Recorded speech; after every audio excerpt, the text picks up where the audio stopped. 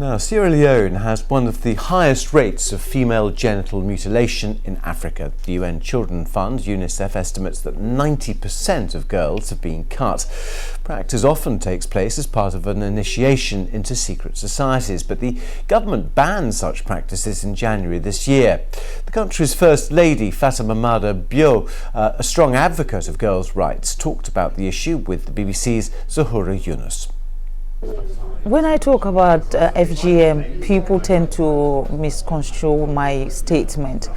This fact is, I am a circumcised woman. And being a circumcised woman, it's not like I was circumcised when I was 18. I was circumcised when I was a child. So I don't know how it feels like not being a circumcised person. And I haven't got complications. It doesn't mean that those complications are not out there. That's not what I'm saying. That's not like I'm trying to disrespect other people, what is happening to them. But for me to stand there and say FGM is wrong, FGM is bad, FGM is this, is that,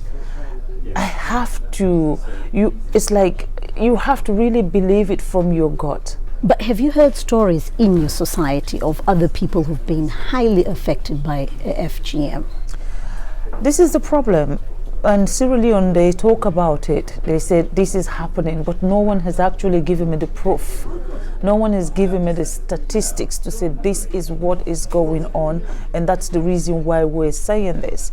If the whole world is crying about FGM, it's their right to cry about it. I'm not going to go and tell people, yes, go and do circumcision. I have 2 daughters. None of them are circumcised. Why? Well, this is the point.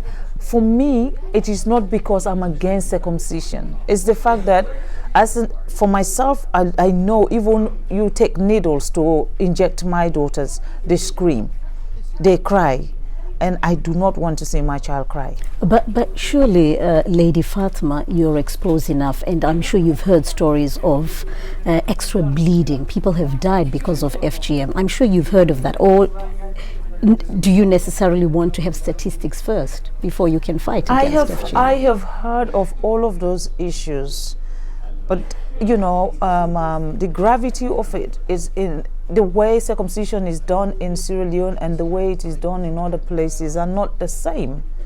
Those horrific stories you hear, they're attached to another country.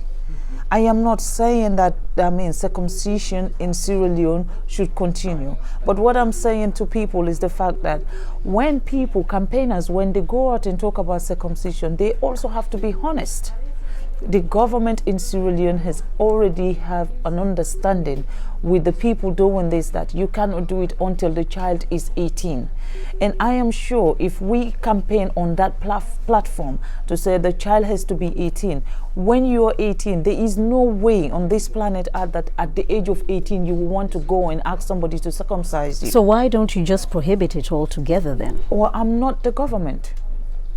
I am not the one who make the law. I'm just the First Lady. I don't make the law. These laws has been there before I was born. These are things that have been there. And I am, as a First Lady, doesn't mean I have the power to tell the government what to do. No, I don't.